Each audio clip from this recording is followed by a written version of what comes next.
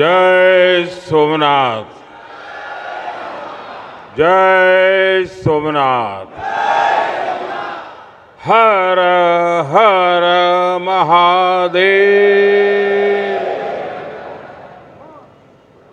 गुजरात के मुख्यमंत्री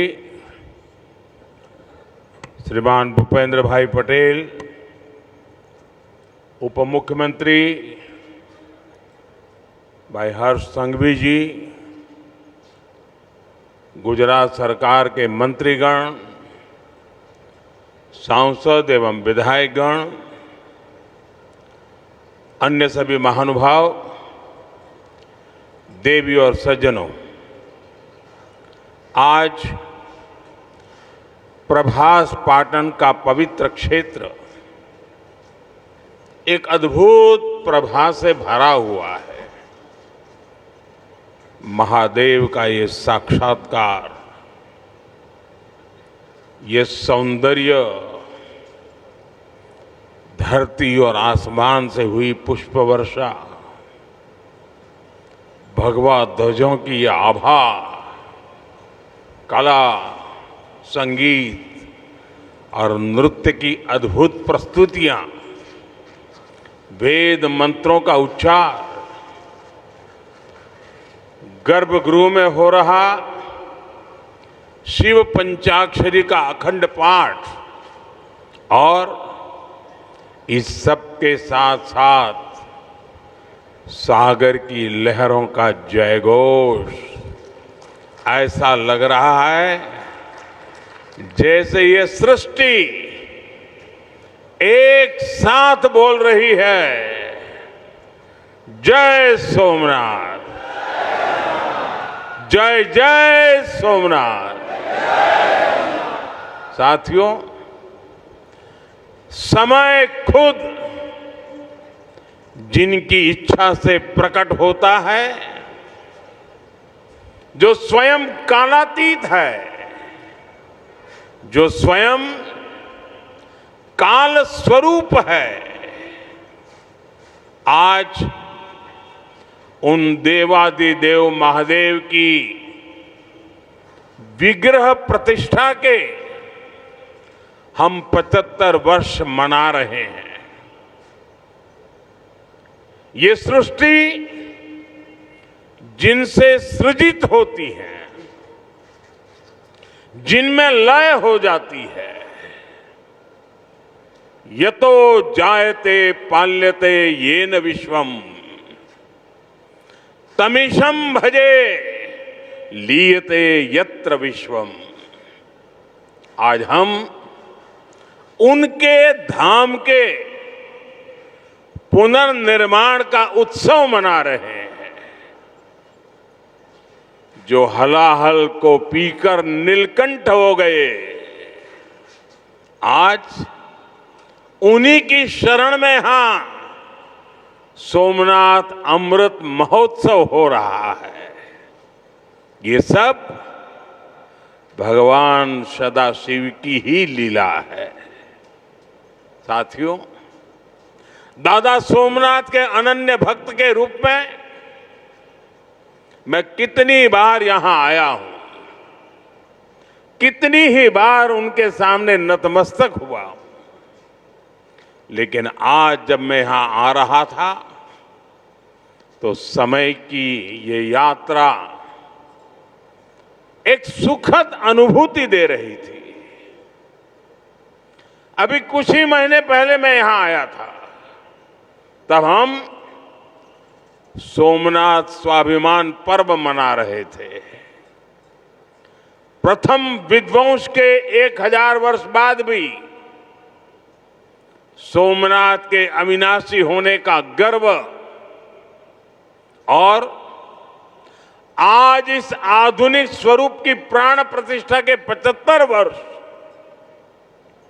हम केवल 2 आयोजनों का हिस्सा भर नहीं, सिर्फ हिस्सा भर नहीं बने हैं, हमें 1000 वर्षों की अमृत यात्रा को अनुभव करने का, शिव जी ने मौका दिया है। साथियों, 75 साल पहले आज के ही दिन सोमनाथ मंदिर की पुनर्स्थापना ये कोई साधारण अवसर नहीं था। अगर 1947 में भारत आजाद हुआ था तो 1951 में सोमनाथ की प्राण प्रतिष्ठा ने भारत की स्वतंत्र चेतना का उद्घोष किया था। आजादी के समय सरदार साहब ने 500 से ज्यादा रियासतों को जोड़कर एक भारत का आधुनिक स्वरूप गढ़ा था। तो साथ ही सोमनाथ के पुनर्निर्माण से उन्होंने दुनिया को बताया था, भारत केवल आजाद नहीं हुआ है, भारत अपने प्राचीन गौरव को पुनः हासिल करने के मार्ग पर भी अब आगे बढ़ चुका है। साथियों, इसलिए आज इस अवसर पर मैं केवल 75 वर्षों की झांकी नहीं देख रहा हूं, मैं यहां देख रहा हूं विनाश में सृजन के संकल्प को, जिसे सोमनाथ ने चरितार्थ किया है। मैं यहां देख रहा हूं असत्य पर सत्य की विजय को, जिसे प्रभास पाटन ने बार बार जिया है। मैं यहां देख रहा हूं हजारों वर्षों की आध्यात्मिक चेतना को, जिसने मानव मात्र के कल्याण की सीख समूचे विश्व को दी है। मैं यहां देख रहा हूं भारत के उस अविनाशी स्वरूप को, जिसे सदियों के कुत्सित प्रयास भी न मिटा सके, न हरा सके। और मैं यहां देख रहा हूं सोमनाथ का अमृत महोत्सव, ये केवल अतीत का उत्सव नहीं है, ये अगले 1000 वर्षों के लिए भारत की प्रेरणा का महोत्सव भी है। मैं सभी देशवासियों को दादा सोमनाथ के कोटि कोटि भक्तों को इस महोत्सव की बहुत बहुत बधाई देता हूं। साथियों, आज का दिन एक और वजह से भी विशेष है। 11 मई 1998 यानी आज के ही दिन देश ने पोखरण में परमाणु परीक्षण किया था।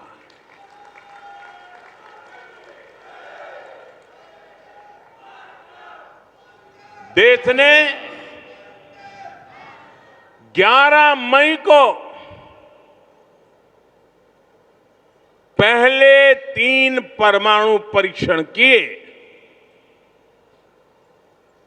हमारे वैज्ञानिकों ने भारत के सामर्थ्य को, भारत की क्षमता को वैज्ञानिकों ने दुनिया के सामने रखा। दुनिया में तूफान आ गया।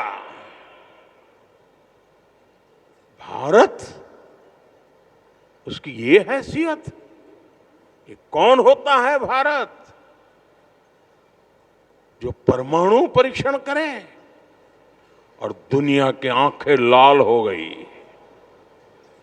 दुनिया भर की शक्तियां सोचने के लिए मैदान में उतरी, अनेक प्रकार के बंधन लग गए, आर्थिक संकट की संभावनाओं के रास्ते सारे के सारे बंद कर दिए गए। कोई भी हिल जाता, बड़ी बड़ी शक्तियां इतना बड़ा, तो आगे के रास्ते दिखते नहीं है। लेकिन हम कोई और मिट्टी के बने हुए हैं। 11 मई के बाद दुनिया हम पर टूट पड़ी थी। 11 मई को वैज्ञानिकों ने अपना काम कर लिया था, लेकिन 13 मई को फिर 2 और परमाणु परीक्षण हुए। उससे दुनिया को पता चला था कि भारत की राजनीतिक इच्छा शक्ति कितनी अटल है। उस समय पूरी दुनिया का दबाव भारत पर था, लेकिन अटल जी के नेतृत्व में बीजेपी सरकार ने दिखाया था कि हमारे लिए राष्ट्र प्रथम है। दुनिया की कोई ताकत भारत को झुका नहीं सकती, दबाव में नहीं ला सकती। साथियों, देश ने पोखरण परमाणु परीक्षण को ऑपरेशन शक्ति नाम दिया था, क्योंकि शिव के साथ शक्ति की आराधना ये हमारी परंपरा रही है। अर्धनारीश्वर शिव स्वयं भी शक्ति के साथ ही पूर्ण होते हैं। आपको याद होगा, जब देश का मिशन चंद्रयान सफल हुआ था, तब चंद्रमा पर जहां भारत का रोवर लैंड हुआ, उस जगह का नाम भी हमने शिव शक्ति पॉइंट रखा है, क्योंकि हमारी आस्था में चंद्रमा शिव से जुड़ा है और शिव शक्ति से जुड़े हैं। और ये कितना सुखद है कि चंद्रमा के नाम से ही इस ज्योतिर्लिंग को हम सोमनाथ कहते हैं। साथियों, शिव और शक्ति की हमारी आराधना का जो विचार है, वो देश की वैज्ञानिक प्रगति के लिए भी प्रेरणा बने। आज हम ये संकल्प साकार होते देख रहे हैं। मैं इस अवसर पर भगवान सोमनाथ के चरणों से सभी देशवासियों को ऑपरेशन शक्ति की वर्षगांठ की भी बधाई देता हूं। साथियों, जब मैं पिछली बार यहां आया था, तब मैंने कहा था, जिसके नाम में ही सोम अर्थात अमृत जुड़ा हो, उसे नष्ट कौन कर सकता है। इतिहास के लंबे कालखंड में इस मंदिर ने कितने ही आक्रमण झेले। महमूद गजनवी, अलाउद्दीन खिलजी जैसे अनेक आक्रांत आए, लुटेरों ने सोमनाथ मंदिर का वैभव मिटाने का प्रयास किया। वो सोमनाथ को एक भौतिक ढांचा मानकर उससे टकराते रहे। बार बार इस मंदिर को, इस ढांचे को तोड़ा गया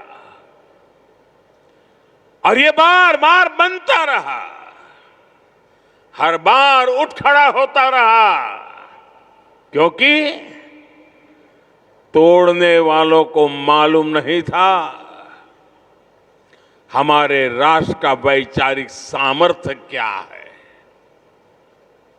हम भौतिक शरीर को नश्वर मानने वाले लोग हैं, लेकिन हम जानते हैं उसके भीतर बैठी आत्मा अविनाशी है। और फिर तो शिव तो सर्वात्मा है। इसलिए अलग अलग काल में अलग अलग जीवों की संकल्प शक्ति में शिव प्रकट होते रहे। राजा भोज, कभी राजा भीमदेव प्रथम, कभी राजा कुमारपाल, कभी राजा महिपाल प्रथम, तो कभी राव खंगार, ऐसे अनेक शिव भक्त समय समय पर सोमनाथ मंदिर का पुनर्निर्माण करवाते रहे। लकुलिश और सोम शर्मा जैसे कितने मनीषी, उन्होंने प्रभास पाटन क्षेत्र की विरासत को संरक्षित किया, इसे शैव साधना और दर्शन का महान केंद्र बनाया। भाव बृहस्पति, पाशुपताचार्यों और अनेक विद्वानों ने इस तीर्थ की आध्यात्मिक परंपराओं को जीवित रखा। विशाल देव और त्रिपुरांतक जैसे व्यक्तित्वों ने यहां की बौद्धिक चेतना को सुरक्षित रखने का पुनीत कार्य किया। साथियों, वीर हमीर जी गोहिल, वीर वेगड़ा जी भील,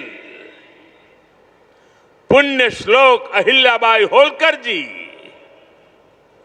बड़ोदरा के गायकवाड़, जाम साहब महाराजा दिग्विजय सिंह जी, ऐसी कितनी ही महान विभूतियां हैं जो सोमनाथ की सेवा में अपना सर्वस्व अर्पित करती थी। मैं आज इस अवसर पर सरदार वल्लभ भाई पटेल, डॉक्टर राजेंद्र प्रसाद, श्रीमान के.एम. मुंशी जी, ऐसी सभी ज्ञात अज्ञात दिव्यात्माओं को भी श्रद्धापूर्वक, आदरपूर्वक नमन करता हूं। उनका स्मरण हमें ये प्रेरणा देता है कि हमें न केवल अपनी सांस्कृतिक विरासत को आगे बढ़ाना है, बल्कि इस जिम्मेदारी को आने वाली पीढ़ियों के हाथों में सौंप कर भी जाना है। साथियों, हमारे सांस्कृतिक स्थल हजारों वर्षों से भारत की पहचान रहे हैं। इतनी समृद्ध विरासत हमें मिली है, लेकिन आप विडंबना देखिए, हमने दशकों तक उसके महत्व को नहीं समझा। दुनिया में से कितने ही उदाहरण हैं जहां विदेशी हमलावरों ने राष्ट्रीय पहचान से जुड़े स्थलों को नष्ट किया, लेकिन जब उस देश के लोगों को मौका मिला, सबने साथ आकर अपनी पहचान को फिर से सहजा, फिर से संवारा, पुनः प्रतिष्ठा की। लेकिन हमारे यहां राष्ट्रीय स्वाभिमान से जुड़े विषयों पर भी राजनीति होती रही। सोमनाथ खुद इसका सबसे बड़ा उदाहरण है। आजादी के बाद पहले दायित्वों में से एक था कि सोमनाथ मंदिर का पुनरुद्धार करते। इसलिए सरदार वल्लभ भाई पटेल और डॉक्टर राजेंद्र प्रसाद जी, उन्होंने इसके लिए इतने प्रयास किए। लेकिन हम सब जानते हैं उन्हें इसके लिए नेहरू जी द्वारा कितना विरोध झेलना पड़ा था। मैं आज इसके विस्तार में नहीं जाऊंगा, लेकिन ये सरदार साहब की इच्छा शक्ति थी कि इतने विरोध के बावजूद सरदार साहब डिगे नहीं। सोमनाथ मंदिर का पुनर्निर्माण भी हुआ और देश ने सदियों के कलंक को भी धो दिया। साथियों, दुर्भाग्य से देश में ऐसी शक्तियां आज भी प्रभावी हैं जिन्हें राष्ट्रीय स्वाभिमान से ज्यादा तुष्टीकरण जरूरी लगता है। राम मंदिर निर्माण जैसे अवसरों पर भी हमने देखा है किस तरह राम मंदिर निर्माण का भी विरोध किया गया। हमें ऐसी मानसिकता से सावधान रहना है। इस तरह की संकुचित राजनीति को हमें पीछे छोड़ना होगा। हमें विकास और विरासत को साथ लेकर के आगे बढ़ना होगा। साथियों, बीते वर्षों में मुझे सोमनाथ ट्रस्ट के अध्यक्ष के रूप में सोमनाथ दादा की सेवा का जो अवसर मिला, इस मंदिर और क्षेत्र के विकास के लिए जो ऐतिहासिक काम हुए, उस परिवर्तन को आज हम सब प्रत्यक्ष देख रहे हैं।